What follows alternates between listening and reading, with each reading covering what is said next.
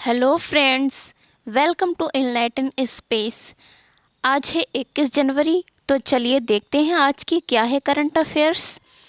भारत और श्रीलंका ने मौजूदा विज्ञान और प्रौद्योगिकी सहयोग 3 वर्षों के लिए बढ़ाया, यानी इसका समय 3 वर्ष के लिए बढ़ा दिया गया है। भारत और श्रीलंका द्वारा अपशिष्ट जल प्रौद्योगिकियों, टिकाऊ कृषि, एरोस्पेस इंजीनियरिंग, रोबोटिक्स और आर्टिफिशियल इंटेलिजेंस जैसे क्षेत्रों पर ध्यान देने के साथ मौजूदा विज्ञान और प्रौद्योगिकी सहयोग को 3 और वर्षों के लिए बढ़ा दिया गया है। यानी जो भी अवधि इसकी है उसमें 3 वर्ष और ऐड कर दिए हैं, उसको आगे बढ़ा दिया गया है।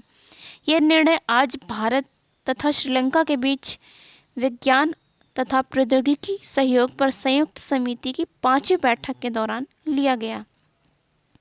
भारत और श्रीलंका के बीच 2500 साल से अधिक पुराने बौद्धिक, सांस्कृतिक और धार्मिक संपर्क और संबंधों की एक महान विरासत है। यानी भारत तथा श्रीलंका के बीच, यानी इन दोनों राज्यों के बीच 2500 साल से अधिक पुराने बौद्धिक, यानी बौद्धिक रूप से बुद्धि के विकास के आधार पर तथा सांस्कृतिक और धार्मिक संपर्क और संबंधों की एक महान विरासत है। यानी इन दोनों का काफ़ी पुराने समय से जो है संबंध रहा है, एक पुराना रिश्ता रहा है।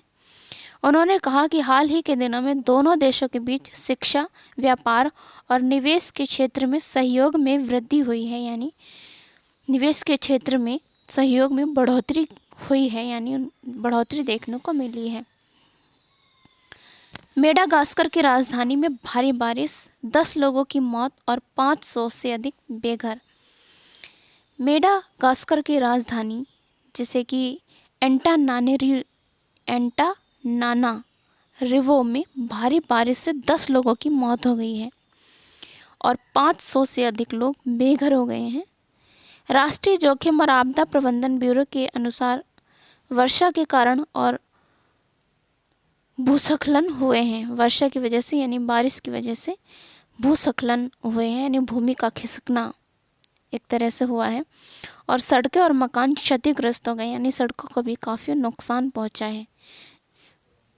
मेडागास्कर का दक्षिणी इलाका दशकों से सूखे की चपेट में रहा है, यानी काफ़ी टाइम से, दशकों से कह सकते हैं, दशक मीन्स 10 साल सूखे के चपेट में रहा है, यानी सूखा वहाँ पर रहा है। संयुक्त राष्ट्र के एक अनुमान के अनुसार वहाँ लगभग 13 लाख लोगों को भोजन की आवश्यकता है। यानी संयुक्त राष्ट्र यूएनए के अनुसार जो अनुमान लगाया गया है उसके हिसाब से 13 लाख लोगों को भोजन की भी आवश्यकता है। यानी वहाँ पर खाने की भी कमी है, वहाँ पर लोगों को ज़रूरत है खाने की। हिंद महासागर में अफ्रीका के पूर्वी तट पर स्थित एक द्वीपीय देश है, यानी 2 द्वीपों का देश, द्वीपीय देश है हिंद महासागर में अफ्रीका के पूर्वी तट पर। मुख्य द्वीप जिसे मेडागास्कर कहा जाता है, यानी जिसे मेडागास्कर कहा गया है, वह 2 द्वीपीय एक देश है जो कि हिंद महासागर में अफ्रीका के पूर्वी तट पर स्थित है, जिसे ही मेडागास्कर कहा गया है। यह विश्व का चौथा सबसे बड़ा द्वीप है, द्वीपीय देश। पाकिस्तान ने बांध परियोजना धमाके में बिना वैधानिक बाध्यता के चीनी कंपनी को मुआवजा देने का फैसला किया। यानी बांध परियोजना, जो कि नदी बांध परियोजना, धमाके में बिना वैधानिक बाध्यता के चीनी कंपनी को मुआवजा देने का फैसला किया है। चीन ने पाकिस्तान से डासू बांध परियोजना, जो कि एक नाम है परियोजना का, डासू बांध परियोजना, वहाँ पर धमाके में प्रभावित हुए 36 चीनी नागरिकों के लिए 3 करोड़ 80 लाख डॉलर की क्षतिपूर्ति की मांग की है। चीनी ठेकेदार ने घटना के बाद काम दोबारा शुरू करने के लिए चीनी नागरिकों की सुरक्षा और राहत पैकेज की भी मांग की थी। पाकिस्तान ने बिना किसी वैधानिक बाध्यता के मुआवजे का भुगतान करने का फैसला किया है। यानी जो धमाका हुआ है बांध परियोजना पर, तो चीन के द्वारा पाकिस्तान से मुआवजा मांगा गया है और पाकिस्तान ने बिना किसी वैधानिक बाध्यता के मुआवजा देने का फैसला भी किया है। डासू पनबिजली परियोजना पर काम फिर शुरू करने से पहले चीनी कंपनी ने 3 करोड़ 90 लाख डॉलर की मांग की है। यानी जो पाकिस्तान वहाँ पर काम शुरू करना चाहता है डासू पनबिजली परियोजना, तो उसका काम शुरू करने से पहले चीनी कंपनी 3 करोड़ 90 लाख डॉलर भी उसके मांग कर रहा है चीन। डासू पनबिजली परियोजना स्थल पर हुए आत्मघाती हमले में 10 चीनी नागरिकों की मौत हो गई थी और 26 अन्य घायल हो गए थे। यानी जो परियोजना पे जो धमाका हुआ है उससे जो नुकसान हुआ है, जिसमें कि 10 चीनी नागरिक की मौत हो गई तथा 26 घायल पाए गए। चीन के विदेश मंत्रालय के प्रवक्ता झाओ लिजियान चीन के विदेश मंत्रालय के प्रवक्ता जो है वो झाओ लिजियान ने पेइचिंग में कहा कि डासू पनबिजली जो कि एक परियोजना है उस पर काम शुरू हो गया है। यानी शुरू हो गया है।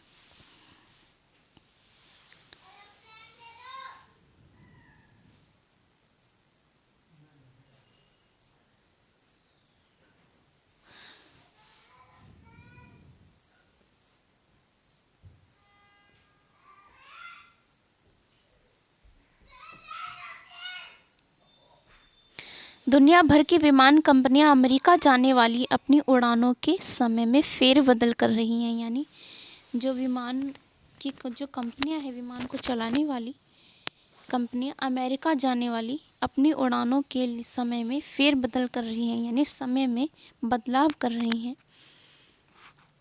अमेरिका में मोबाइल फ़ोन की 5G प्रणाली शुरू करने से अमेरिका के हवाई अड्डों के आसपास विमान सेवाओं का संचालन बाधित होने की आशंका के बाद दुनिया भर की विमान कंपनी अमेरिका जाने वाली अपनी उड़ानों के समय फेरबदल कर रही हैं। यानी जो अमेरिका में 5G नेटवर्क स्टार्ट हुआ है, तो उसकी वजह से जो विमान को चलाने वाली जो कंपनियां हैं, अमेरिका को जाने वाली जो विमान हैं उनमें टाइम में चेंजेस कर रही हैं। यानी 5G के नेटवर्क के चलते समय में बदलाव हो रहा है। एयर इंडिया लिमिटेड ने भी कल अमेरिका जाने वाली उड़ानों की संख्या सीमित करने और इनके संचालन समय बदलाव के लिए सचेत किया। यानी एयर इंडिया लिमिटेड जो कि विमान को चलाने का काम करते हैं, ने कल अमेरिका जाने वाली जो भी फ़्लाइट्स थी उनको सीमित करने, यानी उनकी संख्या में जो है वो डिक्रीज़ करके, यानी उनको कम किया तथा इनके संचालन जो चल रही हैं फ़्लाइट्स उनमें समय में भी चेंजेस करने के लिए भी कहा गया। दुबई की एमिरेट्स एयरलाइन ने कहा, दुबई की जो एयरलाइंस है एमिरेट, उसने कहा कि वह अमेरिका के शिकागो, नेवार्क और सैन फ्रांसिस्को जो की जगह हैं, फ्रांसिस्को सहित कई शहरों के लिए उड़ानें स्थगित रखेगी। यानी शिकागो शहर हो गया, नेवार्क, सैन फ्रांसिस्को, इन शहरों में उड़ानें स्थगित रहेंगी। जापान एयरलाइंस कंपनी और ANA होल्डिंग इन विमान कंपनी ने कहा कि वे अमेरिका जाने वाले कुछ हवाई मार्गों पर 777 जेट विमानों की उड़ान स्थगित कर देंगे। यानी जो 777 जेट वाली जेट विमान जो हैं उनको स्थगित कर दिया जाएगा, रोक दिया जाएगा। बांग्लादेश की राजधानी ढाका के शिल्पकला अकादमी में कल से 3 दिवसीय राष्ट्रीय नृत्य महोत्सव शुरू हो रहा है। यानी बांग्लादेश की जो कैपिटल है वह ढाका है, जिसमें कि शिल्पकला अकादमी में कल से 3 दिवसीय यानी 22 जनवरी से 3 दिवसीय राष्ट्रीय नृत्य जो हो रहा है 3 दिवसीय वह महोत्सव स्टार्ट हो रहा है, यानी 22 जनवरी से। बांग्लादेश की राजधानी ढाका के शिल्प कला अकादमी में कल से 3 दिवसीय नृत्य महोत्सव शुरू हो रहा है। तो इसमें पहला ऐसा यह राष्ट्रीय नृत्य उत्सव है जिसमें देश भर से 75 मंडलियाँ अपनी प्रस्तुति देंगी। यानी ऐसा पहली बार हो रहा है बांग्लादेश में कि जिसमें कि 75 मंडलियाँ उसमें पार्टिसिपेट करेंगी।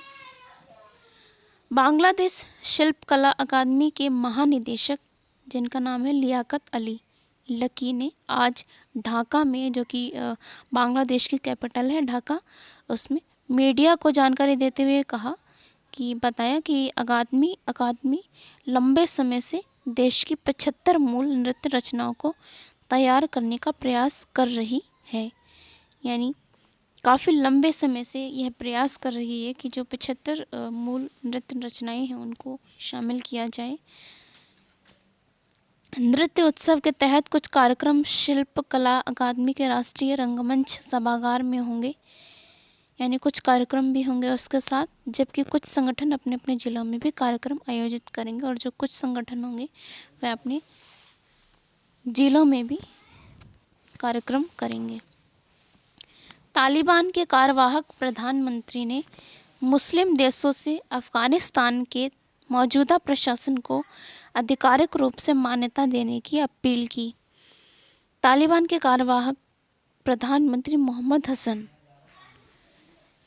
अंखुज ने आज मुस्लिम देशों से अफ़गानिस्तान के मौजूदा प्रशासन को आधिकारिक रूप से मान्यता देने की अपील की। किसी भी देश ने अभी तक तालिबान को सरकार के रूप में मान्यता नहीं दी। यानी जो तालिबान देश है उसको किसी भी देश ने अभी कोई मंजूरी नहीं दी कि वह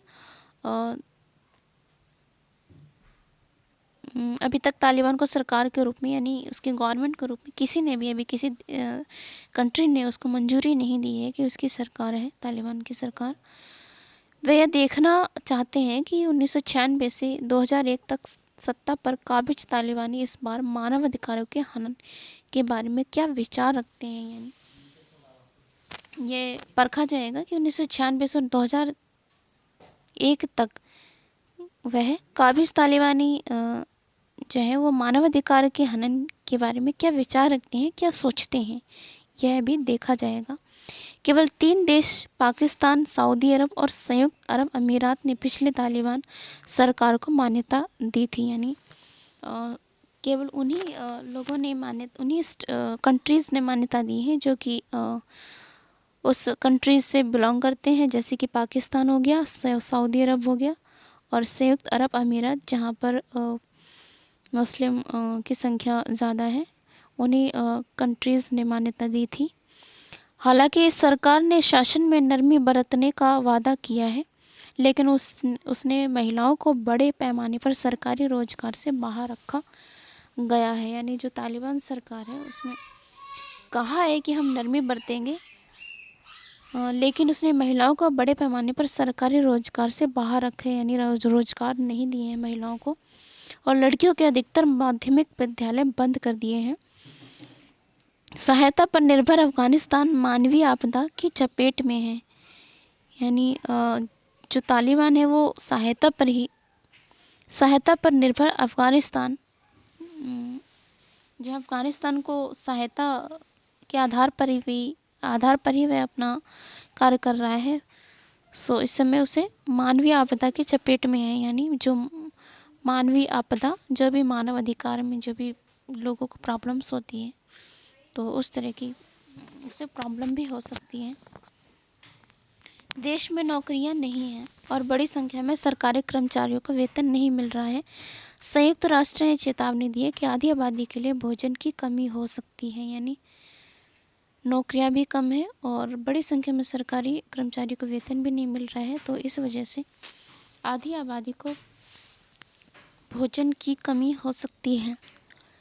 पिछले महीने 57 सदस्यीय इस्लामिक सहयोग संगठन OIC की एक विशेष बैठक में तालिबान सरकार को औपचारिक रूप से मान्यता देने से इनकार कर दिया गया। नए शासन के कार्यवाहक विदेश मंत्री को आयोजन के दौरान ली गई आधिकारिक तस्वीर में भी शामिल नहीं होने दिया गया।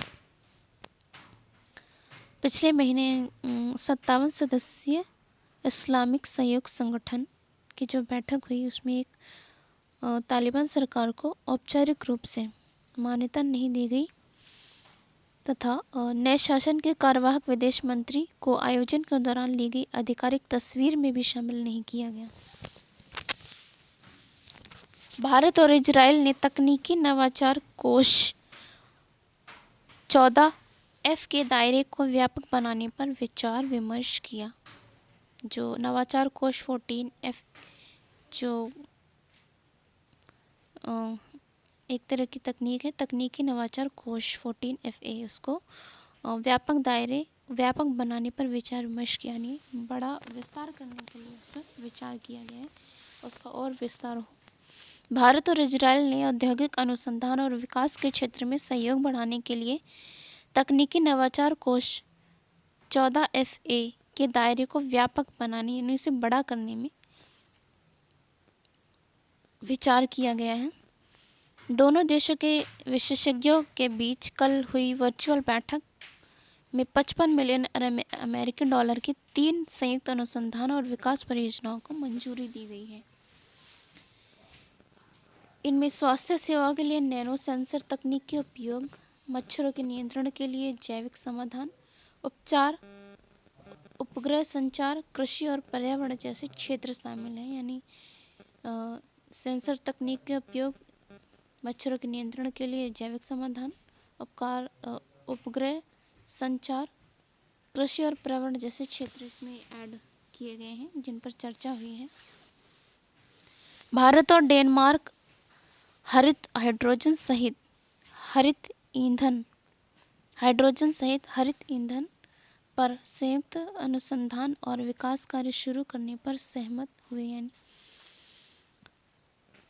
भारत और डेनमार्क हरित हाइड्रोजन सहित हरित ईंधन पर संयुक्त अनुसंधान एवं विकास कार्य शुरू करने पर सहमति जताई है।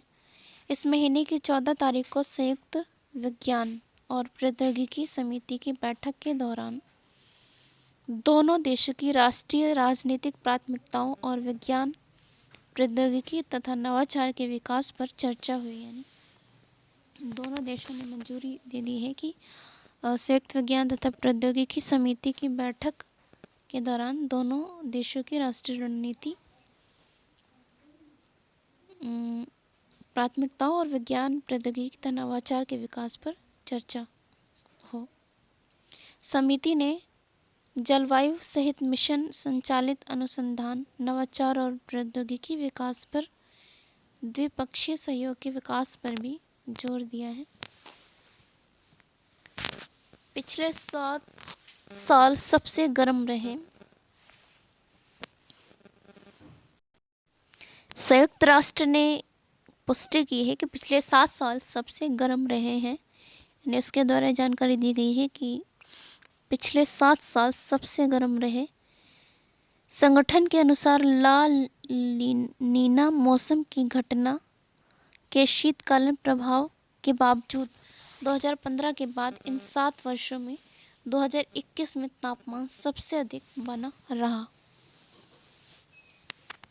संयुक्त राष्ट्र के विश्व मौसम विज्ञान संगठन के प्रमुख पिटेरी तलाश ने कहा है कि यह दर्शाता है कि ग्रीन हाउस गैस वृद्धि के परिणाम स्वरूप समग्र दीर्घकालिक वार्मिंग अब स्वाभाविक रूप से होने वाले जलवायु चालकों के कारण वैश्विक औसत तापमान में साल दर साल परिवर्तनशीलता से कहीं अधिक है। यानी जो 2015 के बाद मौसम में जो बदलता रूप देखा गया है उसमें सबसे गर्म रहा है इन 7 वर्षों में। यानी 2021 में सबसे ज़्यादा गर्म तापमान रहा है,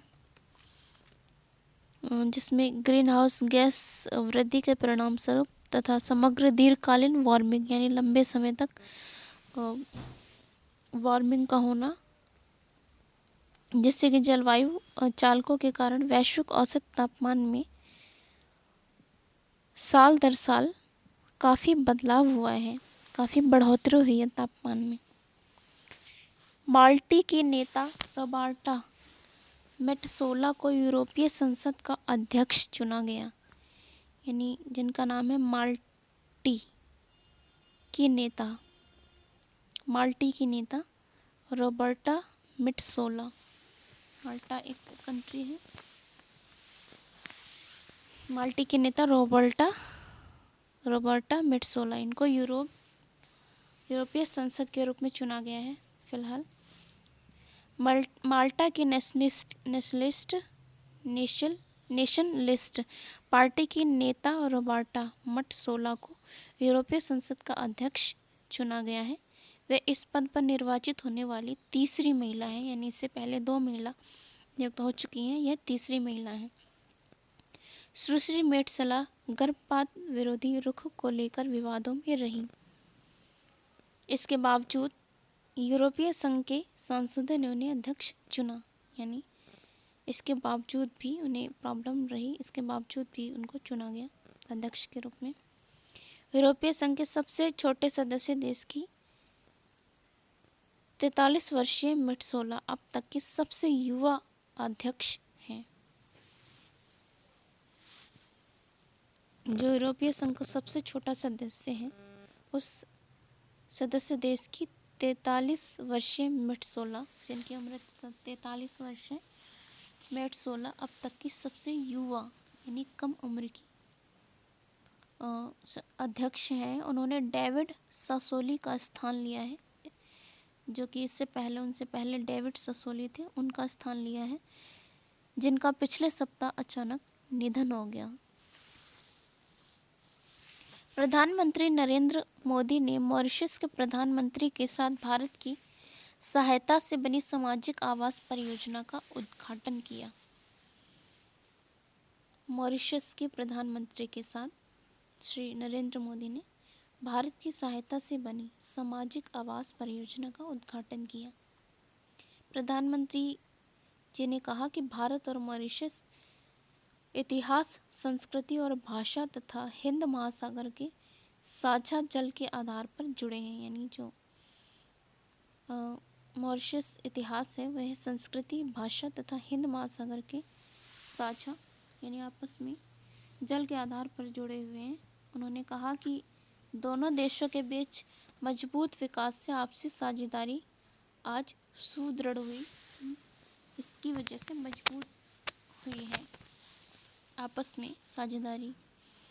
श्री मोदी और मॉरिशस के प्रधानमंत्री प्रविंद कुमार, मॉरिशस के जो प्रधानमंत्री हैं मॉरिशस के प्रविंद कुमार जगन्नाथ ने आज संयुक्त रूप से भारत की सहायता से बनी सामाजिक आवास परियोजना उसका वर्चुअल माध्यम से उद्घाटन किया गया है। उन्होंने मॉरिशस में सिविल सेवा महाविद्यालय और 8 मेगावाट की सौर ऊर्जा परियोजना उसका भी शुभारंभ किया। ये परियोजना भारत के सहयोग से शुरू की गई हैं, यानी भारत की तरफ से शुरू की गई हैं। मॉरिशस के प्रधानमंत्री प्रविंद कुमार जगन्नाथ ने कहा कि आज शुरू की गई परियोजना से मॉरिशस के विकास में महत्वपूर्ण योगदान होगा, यानी मॉरिशस को भी इसका फायदा होगा। गणतंत्र दिवस समारोह के लिए राजपथ पर कला कुंभ के अंतर्गत बनाए गए विशाल स्क्रॉल स्थापित किए गए।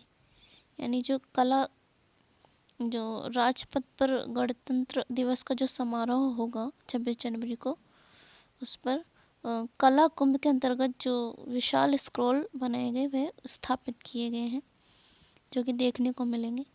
गणतंत्र दिवस 2022 समारोह के लिए राजपथ पर अनूठी पहल कला कुंभ के अंतर्गत, जिसका नाम है कला कुंभ, उसके अंतर्गत बनाए गए विशाल स्क्रॉल स्थापित किए गए हैं। ये स्क्रॉल देश के विभिन्न भौगोलिक स्थानों से कला के विभिन्न रूपों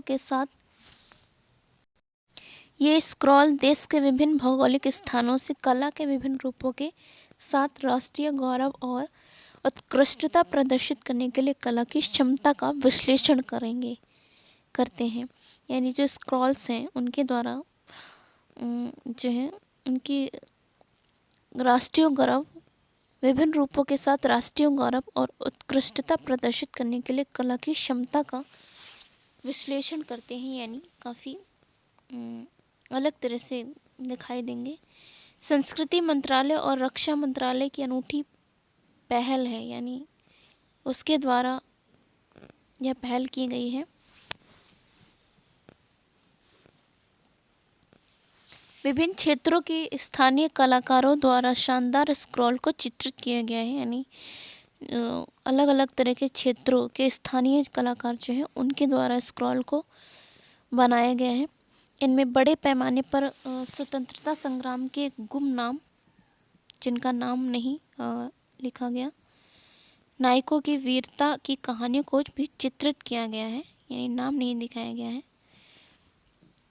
उन्होंने कहा कि भारत श्रेष्ठ भारत की सच्ची भावना को इसके द्वारा एक मंच पर लाया गया है। उन्होंने कहा कि गणतंत्र दिवस के बाद स्क्रॉल को देश के विभिन्न हिस्सों में ले जाकर आज़ादी का अमृत महोत्सव के हिस्से के रूप में प्रदर्शित किया जाएगा, यानी कला कुंभ के अंतर्गत जो स्क्रॉल्स स्थापित किए जाएंगे वह एक अनूठी पहल है, जिसमें कि विभिन्न क्षेत्र के कलाकार होंगे तथा इसमें यह भारत की श्रेष्ठ सच्ची भावना को भी प्रदर्शित करेगा तथा गणतंत्र दिवस के बाद जो ये स्क्रॉल होंगे उनको विभिन्न हिस्सों में यानी विभिन्न क्षेत्रों में ले जाकर आज़ादी का अमृत महोत्सव के रूप में प्रदर्शन करेंगे, उसको दिखाया जाएगा। ब्रिक्स के देशों के शेरपाओं की पहली 2 दिवसीय बैठक वर्चुअल माध्यम से 18 और 19 जनवरी को आयोजित हुई। ब्रिक्स देशों के शेरपाओं की पहली 2 दिवसीय बैठक वर्चुअल माध्यम से 18 और 19 जनवरी 2022 को हो चुकी है। इसके जो सदस्य देश हैं उन्होंने 2021 में ब्रिक्स की अध्यक्षता के लिए भारत को धन्यवाद दिया। 2021 में जब ब्रिक्स की अध्यक्षता हुई थी, जो कि चीन ने संभाली थी, भारत ने धन्यवाद दिया बारी बारी से, क्योंकि भारत ने चीन को चुना था। इसके लिए बारी बारी से अध्यक्षता करने की व्यवस्था के तहत 2022 में चीन ने ब्रिक्स देशों के मंच की अध्यक्षता की थी, जिसे भारत ने चुना था। वर्ष 2022 के ब्रिक्स शेरपाओं की पहली बैठक चीन की अध्यक्षता में हुई, यानी जो 2022 के ब्रिक्स शेरपाओं की जो पहली बैठक हुई उसमें चीन की अध्यक्षता में हुई है और 2022 के कार्यक्रमों तथा प्राथमिकताओं पर चर्चा हुई है, यानी जो चर्चा हुई है वह 2022 के जो कार्यक्रम है तथा उनकी प्राथमिकताओं पर चर्चा हुई है। इंडिया पोस्ट पेमेंट्स बैंक के ग्राहकों की संख्या 5 करोड़ से अधिक हुई। India post payments bank IPB के शुरू होने के मात्र 3 वर्ष के अंदर ही इसके ग्राहकों की संख्या 5 करोड़ से अधिक हो गई है। ये बैंक देश में सबसे तेज़ी से बढ़ रहे डिजिटल भुगतान बैंकों में शामिल हो गए हैं, यानी जो इंडिया पोस्ट पेमेंट्स बैंक है उसकी संख्या लगभग 5 करोड़ से भी अधिक हो गई है, जो कि यह 3 वर्षों में हुई है। बैंक ने आज यह घोषणा करते हुए कहा कि 1,36,000 डाकघरों के जरिए 5 करोड़ खाते डिजिटल माध्यम से खुल चुके हैं। करीब 1,47,000 सेवा प्रदाताओं ने अपने खाते खुलवाने के लिए लोगों के घर पर ही सेवा उपलब्ध कराई है। इसके साथ ही IPPB ने 2,80,000 डाककर्मियों की सहायता से वित्तीय जागरूकता और ग्राहकों को सशक्त बनाने के लिए विश्व का सबसे बड़ा डिजिटल वित्तीय साक्षरता कार्यक्रम चलाया। बैंक ने कहा कि यह 13 से अधिक भाषाओं में NPI, RBI और UIDAI के भुगतान और निर्धारण प्रणालियों के जरिए डिजिटल बैंकिंग को ज़मीनी स्तर तक पहुंचाएगा, यानी हर क्षेत्र में पहुंचाया जाएगा। कुल खाता धारकों में 48% तो सिर्फ महिलाएं ही इसमें हैं। इसका मतलब यह है कि बैंक महिला ग्राहकों को बैंकिंग नेटवर्क में लाने पर ध्यान दे रहा है, जिसकी शुरुआत 1 सितंबर 2018 को है।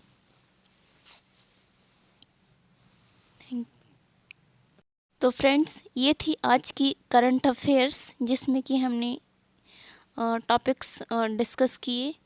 सो ये वीडियो आपको कैसी लगी कमेंट बॉक्स में आप शेयर कर सकते हैं। Thank you so much.